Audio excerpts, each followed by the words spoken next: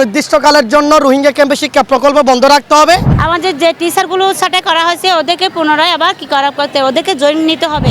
তারা যদি আমাদেরকে পূর্ণবহাল করতে না পারে তাহলে তাদের সাথে আমাদের 31শে ডিসেম্বর পর্যন্ত আমাদের সাথে আছে এগ্রিমেন্ট আছে। তো আমাদেরকে তারা সেই টাকাগুলো দিয়ে সম্মানের সাথে আমাদের যে ভাতা আছে সেগুলো দিয়ে তারা এখান থেকে চলে যেতে পারবে। শোনা দিচ্ছে যে হঠাৎ করে ক্যাম্পের মাধ্যমে আমাদেরকে ডেকে রিজেনারেটরটা আমাদেরকে পাঠিয়ে দিচ্ছে, বলতেছে এখানে সাইন করেন, না হলে মানে পরবর্তীতে স্যালারিও পাবেন না, এরপর চাকরিও পাবেন না।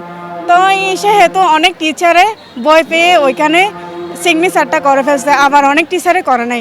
যারা স্থানীয় রাজনৈতিক নেতৃবৃন্দ এবং ছাত্র জনতা আমাদেরকে আশ্বাস দিয়েছিলেন যে আমাদের যারা চাকরিচ্যুত হয়েছে তাদেরকে ছাড়া যদি রোহিঙ্গা ক্যাম্পে শিক্ষা প্রকল্প চালু করে তাহলে ওনারা সবাই আমাদের সাথে মাঠে নামবে।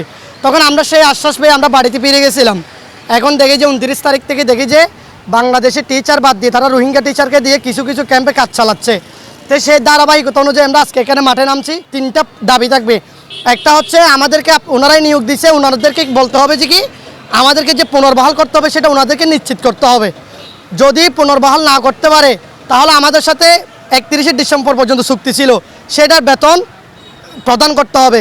যদি সেটাও না পারে তাহলে অনির্দিষ্টকালের জন্য রোহিঙ্গা ক্যাম্পে শিক্ষা প্রকল্প বন্ধ রাখতে হবে, সেটার স্টেটমেন্ট দিতে হবে, স্টাম্প দিতে হবে। না হয় ওনারা আমাদের সাথে আগেও বেমানি করছে, পরবর্তীতেও করবেন, এটার বিশ্বাস কি? দেশে প্রায় 4000 শিক্ষককে ওই এনজিওদের প্রকল্প থেকে টার্মিনেট করা হয়েছে।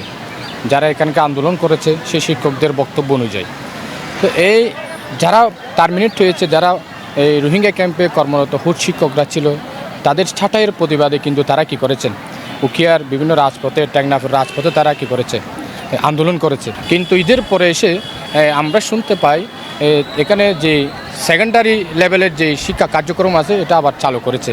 কিন্তু আজকে আপনি এই উখিয়া উপজেলার যে শহীদ মিনার রয়েছে সেই শহীদ মিনারে কিন্তু আপনারা দেখতে পাচ্ছেন এখানে হাজার হাজার শিক্ষকরা তারা জড়ো হয়েছে, শান্তিপূর্ণ অবস্থান এবং মানববন্ধন কর্মসূচি পালন করতেছেন।